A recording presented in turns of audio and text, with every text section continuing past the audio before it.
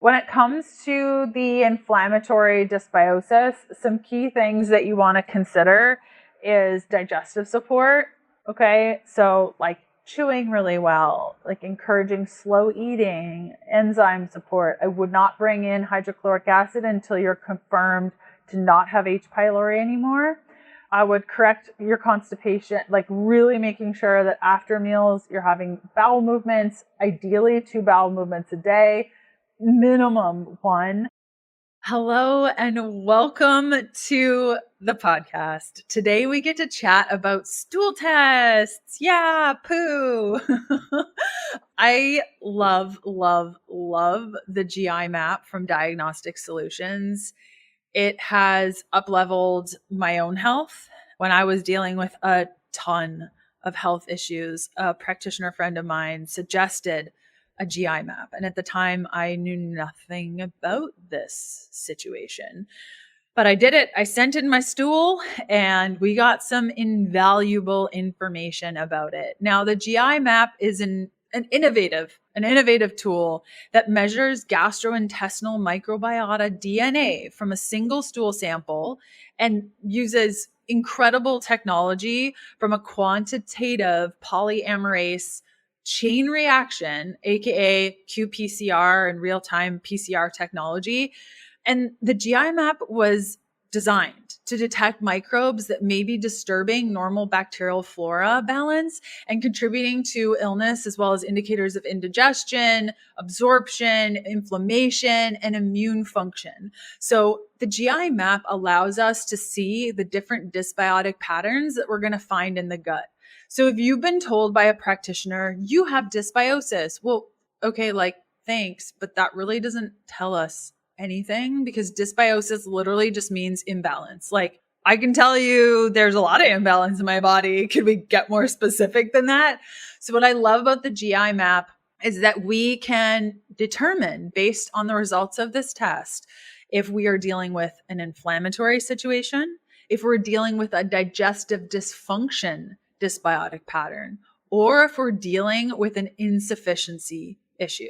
Now, each of these are dysbiosis. They are imbalances in the gut microbiome, but each realm is addressed very differently. Like, an individual with an inflammatory protocol is going to be the absolute opposite ends of the spectrum of an insufficiency issue. And oftentimes insufficiency will come with some inflammatory or digestive dysfunction. And so what all this means is, if you don't know what dysbiotic pattern that you have and you are like, I'm just going to do bone broth to help with my gut balance, there's no amount of bone broth that's going to fix an inflammatory pattern.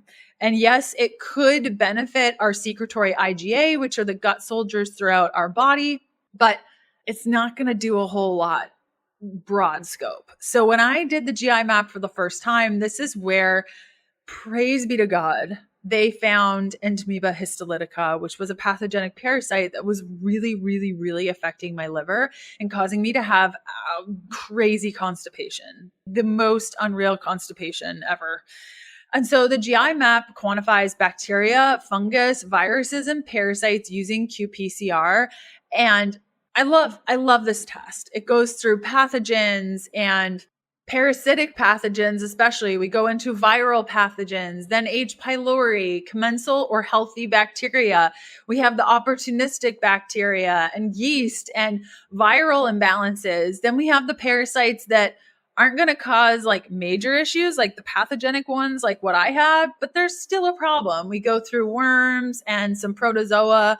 It's not the best test for determining parasite infections, and we've talked about this on the podcast previously, but it's a great way to see what dysbiotic pattern that we have. And they most recently added a new marker called eosinophil activation protein, which I love for also understanding whether or not there could be a parasitic issue in conjunction with some of the other parasite patterns that we've talked about on the show.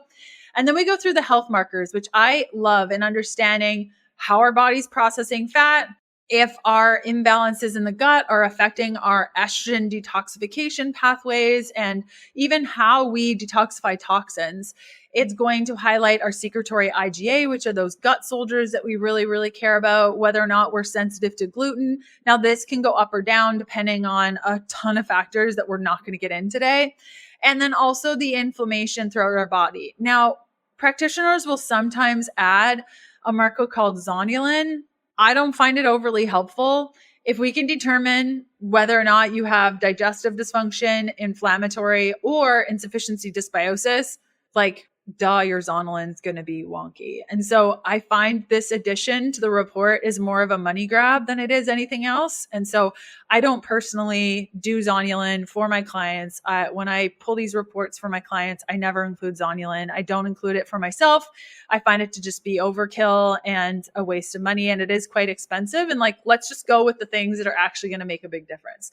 So once we know what dysbiotic pattern we have, whether it's just one of them, like digestive dysfunction or inflammation or insufficiency, or if it's a mixture of inflammatory with digestive or digestive with insufficiency, or even the most unfortunate one that is sometimes a challenge is when we have all of them. We have a little bit of insufficiency, we have a bunch of inflammation, we have digestive dysfunction. And so what this means when we're looking at digestive dysfunction, okay, the symptoms of this are going to be immediately after eating, we're getting gas, bloating, abdominal discomfort. We're full after eating. We're having heartburn, GERDs, constipation, diarrhea, SIBO, food sensitivities, intolerances. For the inflammatory dysbiosis, we're having usually an onset of symptoms hours after eating, including bloating, gas, constipation, waking up feeling unwell, chronic issues that just keep pouring on. We can deal with constipation, diarrhea, hair loss. This is a big thing with the inflammatory dysbiosis. Poor nail growth, inflammation, including brain fog, fatigue, autoimmune conditions will sometimes fall into the inflammatory dysbiosis.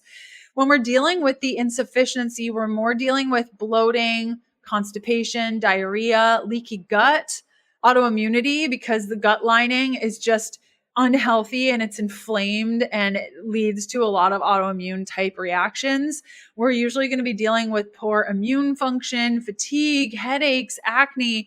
And so when the dysbiotic patterns are kind of all looped up with one another, meaning the individual has all of the things, it becomes that we need to take a very systematic approach to dealing with each individual side by side. So if we have low healthy bacteria or low commensal bacteria, we want to start there because we want to build up the gut before we start bringing in antimicrobials to start killing off all the things. And so I wanted to share today an audio snippet that I made for a client who had all of the three things going on. She has digestive dysfunction, a slight insufficiency, and inflammatory dysbiosis. So I wanted to bring you into this session, you be a fly on the wall and hear what I have to share with this client in regards to her digestive dysfunction, slight insufficiency, and inflammatory bacteria. So there were all of those three things happening at once. Now, this was a unique situation where this individual is a practitioner herself. So I'm sharing a lot more details around the ins and outs of what she could do and how she could do them. I am going to recommend a couple of supplements throughout the audio. But again, this is very, very much geared to these specific patterns. And there are two things that I never guess on when it comes to functional medicine. The first is adrenals. If you think that you have hypoadrenals, there are two different patterns for hypo, and how they are addressed are very different. Same with high adrenals, a hyperfunction, two very different patterns, and they're going to react very differently to different supplements. Oftentimes what ends up happening is individuals that think that they're hyper are actually hypo, and they end up taking supplements that drive them further hypo, and it causes issues. So that's the one thing I never guess on. You're never going to find me suggest an adrenal supplement without testing. I just won't do it. And the second thing is your gut. I do not want you walking away from today's episode thinking, wow, I just heard this great episode on all these supplements that I could bring in to balance my gut. Do not do that. What I want to share with you is how beneficial testing can be for understanding your unique gut. I have never duplicated one client protocol to another client ever in the history of ever. Every individual protocol is so different because of all the factors that make them who they are. And so I'm sharing today's audio of you being a fly on the wall, listening to what I have to share with this client to encourage you that if you are dealing with any of the symptoms that I shared and the dysbiotic patterns, and you just want to learn what the GI map could do for you and what this test could illuminate for you, great. Keep listening. If you're the type to be like, ooh, I'm going to get all these things and I'm just going to see how they work, please don't listen to the rest of this episode. I don't want you bringing in something that's going to end up causing more imbalance. And so now that I've gone through all of that, you have a good understanding of what the GI map does, what we're testing for. Let's get into our conversation. Now, again, this is an audio recording that I made for my client on the 3 dysbiotic patterns that she kind of had side by side: the digestive dysfunction, inflammatory, insufficiency. We're going through all of it. This was a one-off session that I did with her as a practitioner to kind of give her some steps of how she could start addressing this on her own. So let's get to today's audio. Hey, my name is Leanne, and I'm fascinated with helping women navigate how to eat, move, and care for their bodies. This has taken me on a journey from vegan, keto, high protein to everything in between. I'm a small town holistic nutritionist turned 3-time international bestselling author turned functional medicine practitioner, offering telemedicine services around the globe to women looking to better their health and stop second-guessing themselves. I'm here to teach you how to wade through the wellness noise to get to the good stuff that'll help you achieve your goals. Whether you're seeking relief from chronic ailments, striving for peak performance, or simply eager to live a more vibrant life, this podcast is your go-to resource for actionable advice and inspiration. Together, we'll uncover the interconnectedness of nutrition, movement, sleep, stress management, and mindset, empowering you to make informed choices that support your unique health journey. Think of it as quality time with your bestie mixed with a little med school so you're empowered at your next doctor visit. Get ready to be challenged and encouraged while you learn about your body and how to care for it healthfully. Join me as we embrace vitality, reclaim our innate potential, and discover what it truly means to pursue healthfulness.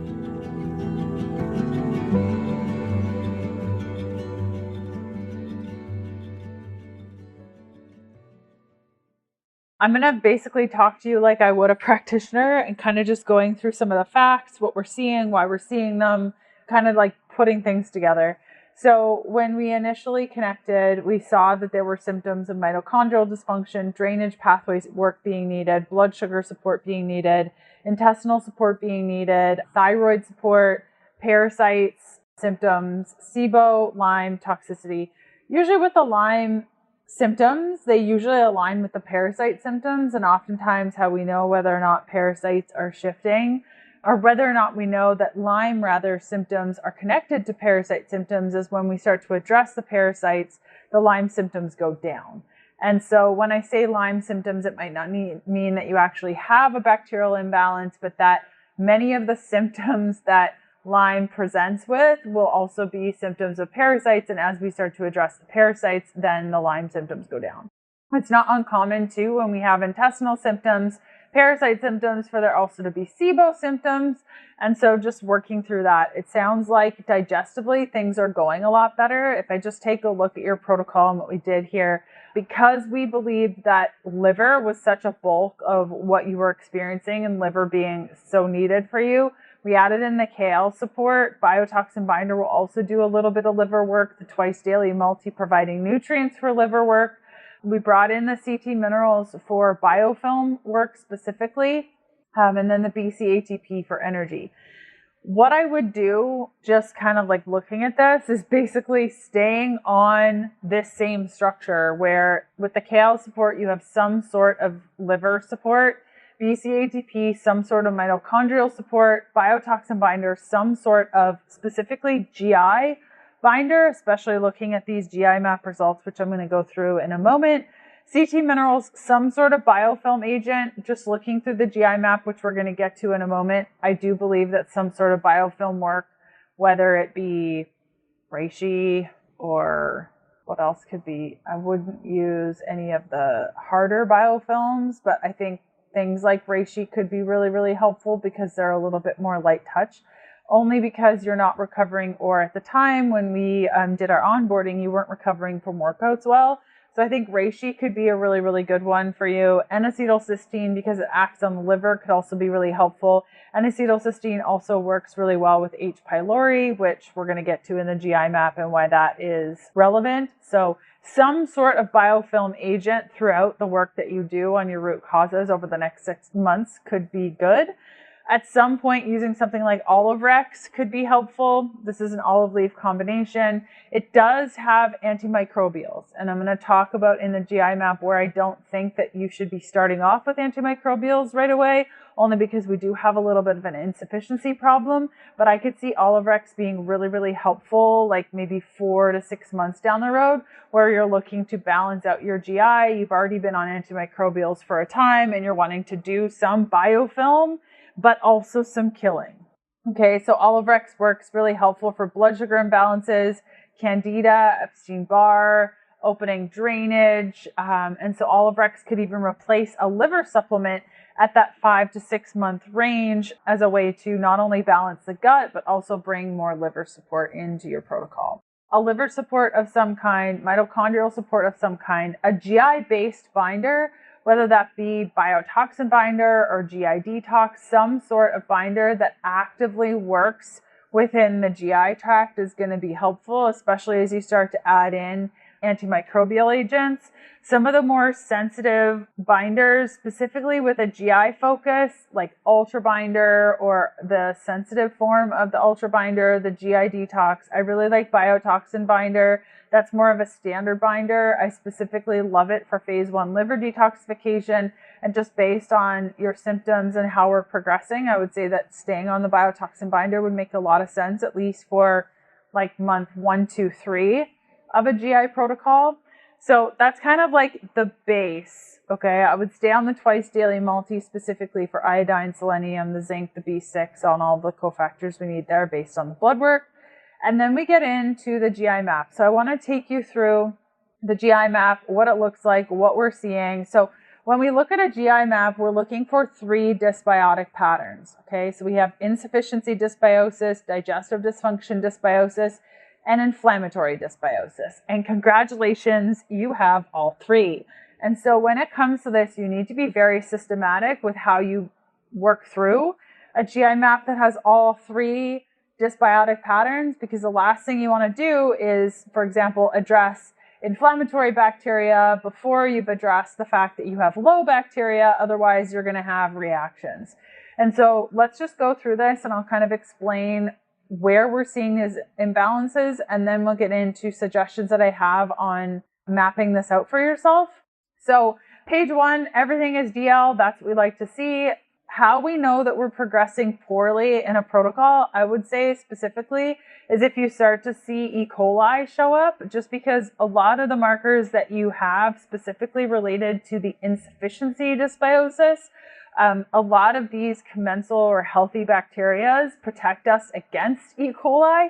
And so because they're lower, how we know that we're not supporting it is when E. coli starts to show up. And so I would highly suggest, if anything, like the biggest takeaway from this that you could action right away is bringing in a couple of probiotics, okay, just to help with the mucosal health.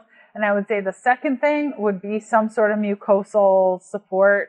Maybe like GI Revive could be helpful, or maybe even just L-glutamine, maybe Mega Mucosa, or some sort of secretory support to just help the mucosal health initially. Another big piece of this is overall fiber intake. I know that you submitted your journal, so I'm just going to take a look at that. It's not showing up in the nutrients. Oh, okay. It wasn't like submitted with the nutrients. So I don't entirely know how much fiber you're eating. It looks like you're getting a pretty good amount just from the pictures with the lentils and things like that, probably 30 grams. Some people require more than that, or maybe even just a consistent amount of that. So sometimes working your way up from, let's just pick a number, 30 grams, then to 35, then to 40, then to 45, then to 50, and just kind of finding that happy place. I find most people are between the 30 to 50 range and somewhere in there. So you get to just determine what works best for you based on trial and error, truly. We know that we lose muscle as we age and that this loss massively affects our ability to function. Like, I'm talking basic tasks here. Muscle is important for protecting our joints and also keeping our metabolism revving. Basically, you want muscle. And unfortunately, a lot of us just don't prioritize muscle maintenance or see it as an importance. And you may also be cringing at the idea of going to the gym and being able to maintain that muscle consistently. Yes, active moving is super good, and there's really nothing like it when it comes to the mood boost of pumping iron. So when I share about Urolithin A, I am not saying just to do this and you can maintain your muscle without movement. Well, like I am saying that because Urolithin A does do that, but I think pairing Urolithin A with exercise is likely the best path forward. So I started taking a product called MitoPure to boost my performance and improve muscular strength. And MitoPure has 500 milligrams per serving of Urolithin a postbiotic shown to have major benefits to significantly increasing muscle strength and endurance with no other change in lifestyle. Yes, you heard that right. I just said that it has major benefits to significantly increase muscle strength and endurance with no other change to lifestyle. It gives your body the energy it needs to optimize its cellular power grid through boosted mitochondrial health without changes to lifestyle or diet. Now, imagine what it could do with your low carb diet and a walking goal or a lifting goal a couple of times per week. It took me a long time, like a couple of months, to introduce MitoPure to my day because it's so strong. Every time I took it, I almost had too much energy, so I really had to titrate up. MitoPure is the first product to offer a precise dose of urolithin A to upgrade mitochondrial function, increase cellular energy, and improve muscle strength and endurance. They've created 3 ways to get your daily dose of 500 milligrams of urolithin A in their product MitoPure. They've got a delicious vanilla protein powder that combines muscle building protein with the cellular energy of MitoPure. Now, this product does contain whey protein. And then they have a berry powder that easily mixes into smoothies or just about any drink. This is dairy free. And finally, the soft gels, which is what I prefer because it's just easier. This is also dairy free. I love the starter pack idea though. If you can handle the dairy, the 3 forms of MitoPure to play around with which one is your favorite, top notch. So Timeline, the creators of MitoPure, is putting together a sweet little offer for you, 10% off your first order. So if you go to timelinenutrition.com/KDP and use the code KDP, you'll get 10% off your order. Again, that's timelinenutrition.com/KDP. I recommend trying their starter pack with all 3 formats and picking out your best format. Again, that's timelinenutrition.com/KDP. So moving on to page number 2, we have one of the first markers, H. pylori, being 1.79E3, which basically means digestive dysfunction, dysbiosis. Okay, so this in conjunction with sometimes what will happen is that Staphylococcus and Streptococcus on page 3 will be elevated. I'm not seeing that for you, so that's really, really great. But when we do have a marker of H. pylori, it basically means digestive dysfunction. There's no other way around it, which basically just means that your body is not digesting food properly and there's an issue. There's usually a family interconnection. So oftentimes it's being transmitted through kissing, sharing cups, bowls, those sorts of things, utensils, straws. And so with H. pylori, then it becomes like looking at symptoms like frequent burping, nausea, vomiting, acid reflux, heartburn. B12 needs, trouble digesting animal proteins, presence of related like imbalances. Oftentimes it will come with low elastase, low flora, and so we are seeing some of that. And oftentimes digestive dysfunction requires us to work through liver, and it always means reduced stomach acid, like always. So some programs will teach that stomach acid or HCl supplementation should be taken while we have H. pylori. I would disagree with that. I think oftentimes this will create an ongoing systemic infection because H. pylori will just bury further into the stomach and cause more issues.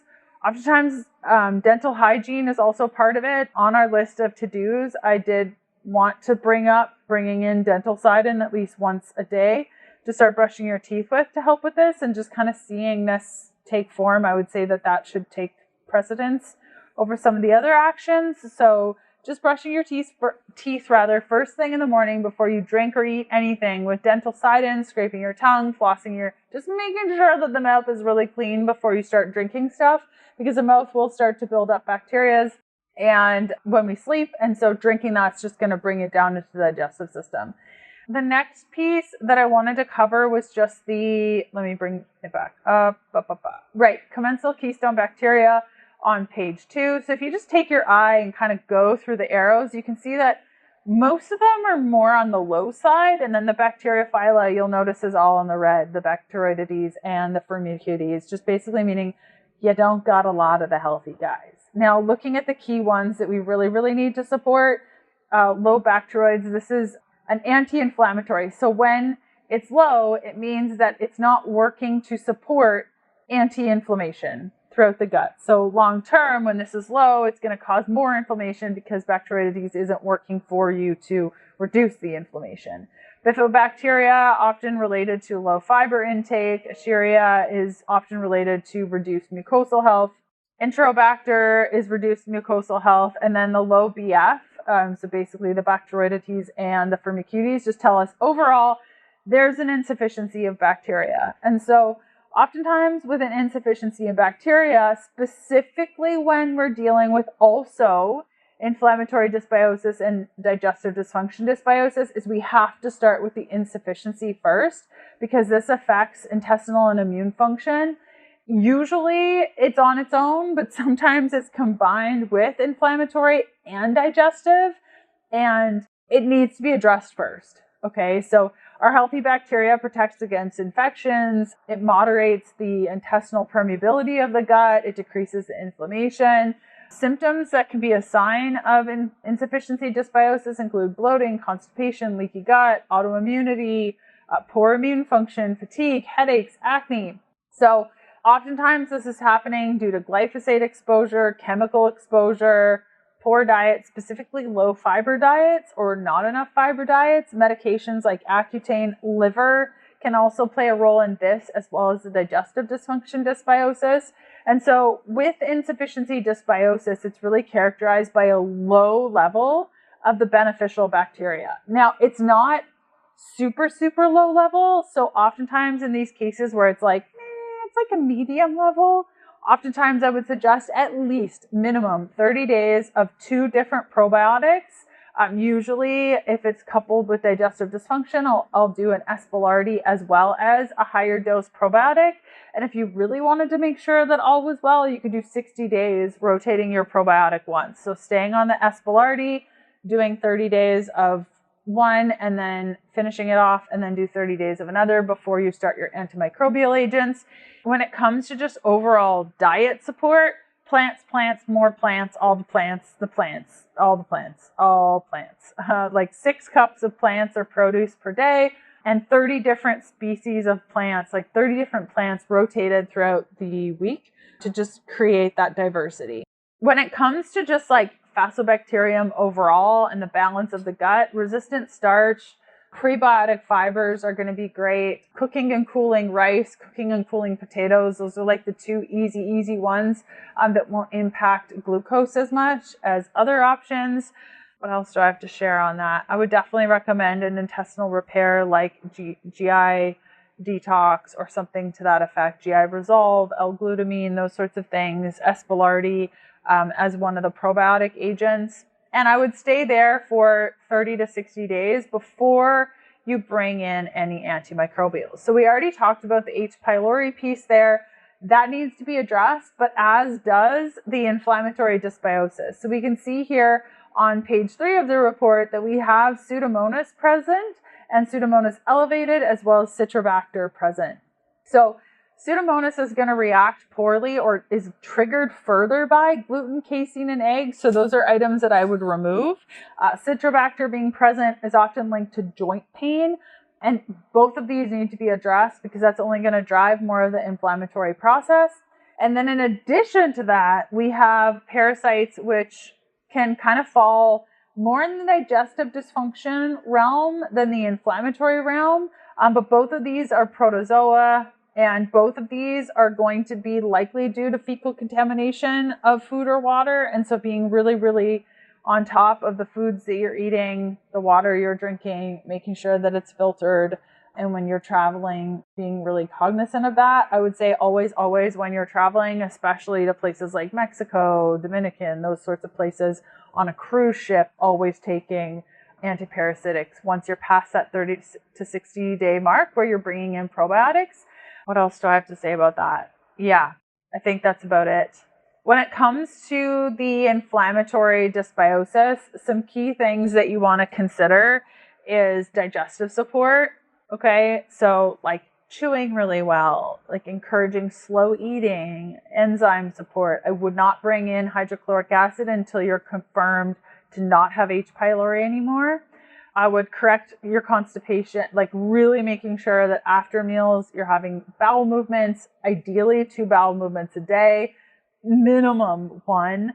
Because there is a history of SIBO symptoms, I would assume that SIBO would probably need to be addressed in your second protocol after you address the insufficiency dysbiosis. So kind of the flow of things is I would do the insufficiency first for 30 to 60 days, like minimum 30 days. I think you should be fine at the 30-day mark. Then start to address SIBO, H. pylori, parasites, and inflammation kind of all at the same time. For SIBO, I really like prokinetic agents. There are a couple that you can choose from, but prokinetics work pretty good, specifically related to SIBO. Ginger can also work really, really well as a way to get your bowel movements going. And always checking for exposure to those pathogens. And environment also plays a huge role, specifically with the inflammatory dysbiosis. So a lot of times people will just like bring in all the antimicrobials and then like nothing changes. And it's because they have house smelly things all throughout their house. They're cleaning with total trash cleaning products. And so you kind of have to like pick away at this over time, and you're learning this stuff in school anyway. When it comes to the inflammatory dysbiosis, many of the antimicrobials that we would use for inflammation, we're also going to use for H. pylori and parasites and SIBO, but we want to be more strategic with this because we're coming off the rails or like the coattails of a insufficiency issue. And so we don't want to put too much stress on the body initially or too much stress on the gut because the insufficiency or those healthy bacteria are like slowly making their way up. We don't just want to then hit it with something like, I don't know, dysbiocide at 3 caps twice daily and just annihilate the gut. I would take more of a slow approach, like something like biocidin, a couple of drops, and just see how you do, because that's going to address some of the H. pylori as well as the parasites. I would choose 2 antimicrobial agents for the first month of your protocol after your insufficiency work. And then if that's going really well, I would add in a 3rd. And so I definitely think that inflammation needs to be addressed. H. pylori needs to be addressed. I think especially as it relates to parasites, the key is like constantly having them in the back of your mind as you're going through everything else, because it does take such a long time. So when it comes to protozoa, using Cellcore, para 1, 2, 3, 4, and IS-BAV are the way to go generally. And so I'll just kind of fold those in, understanding that like para 4 will also address H. pylori, though it can cause anxiety in some people. IS-BAV will also address some of the inflammatory dysbiosis. Para 3 will address any sort of like yeast candida issue, which we didn't see present on your GI map. So I would more lean toward like para 1 as being like a great introductory antiparasitic. Para 2 being another good one. Para 4 I would wait on. IS-BAV I would wait on a little bit, and just kind of combining, again, 2 antimicrobials to start, then working to 3. And I would kind of keep consistent with the 3 antimicrobials for like a minimum of 4 months. addressing SIBO, parasites, and H. pylori kind of all together. And then if things are really starting to feel great, I would go off of those antimicrobial agents, test just an H. pylori only GI map, see whether or not the H. pylori is gone. And if it is, start up with your HCl to just really start to bring things in. You might notice at that point that you have to bring in more antimicrobial agents. When it comes to inflammatory dysbiosis as well as digestive dysfunction, when it's coupled with parasites, sometimes these parasites can take far longer than we think.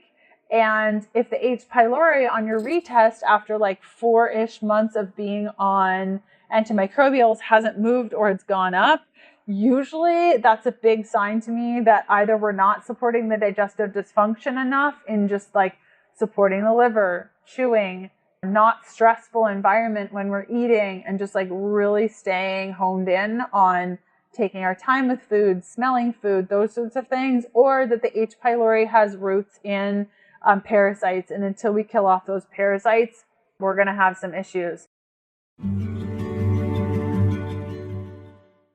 Electrolytes facilitate hundreds of functions in the body, including the conduction of nerve impulses, hormonal regulation, nutrient absorption, and fluid balance.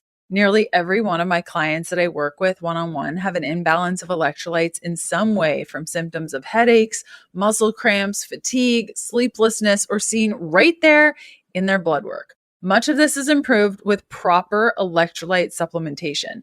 Now, I personally consume 1 packet of electrolytes daily at least, and not just any electrolyte element, because it doesn't have any sugar, fillers, coloring, or artificial anything. And it has an effective electrolyte ratio that so many of the other brands just do not do right. That includes 1,000 milligrams of sodium, 200 milligrams of potassium, and 60 milligrams of magnesium. Right now, Element is offering my listeners a free sample pack with any drink mix order. That's 8 single-serving packets free with any drink mix order. Get yours at drinkelement.com/KDP, and this deal is only available through this link. All orders made will come with a no questions asked refund policy, so you can try it totally risk-free, and if you don't like it, you can get your money back, no questions asked.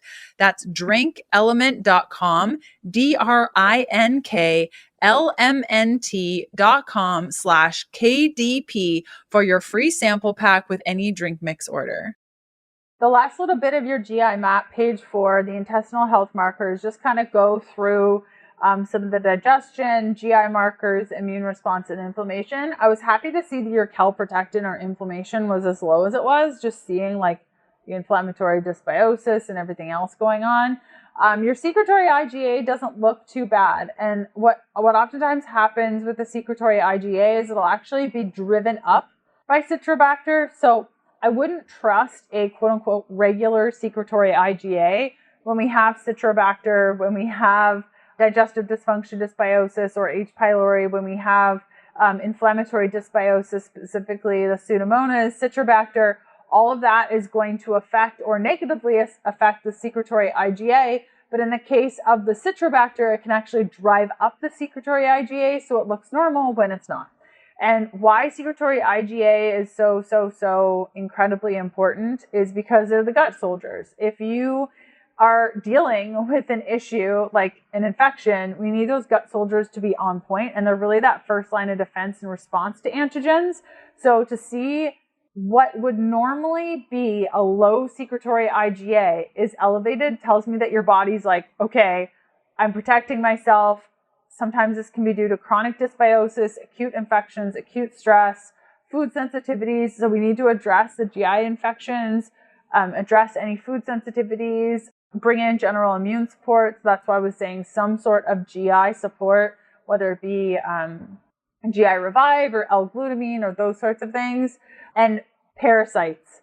Oftentimes the secretory IgA should be low, but it's elevated. The two things I think are, is there Citrobacter present and are there parasites? And so I hope that gives you like a flow of thought here for you, so you can just kind of understand what your GI map is telling you and then come up with that protocol that fits best for where you're at right now. So I hope that helps. Okay, bye.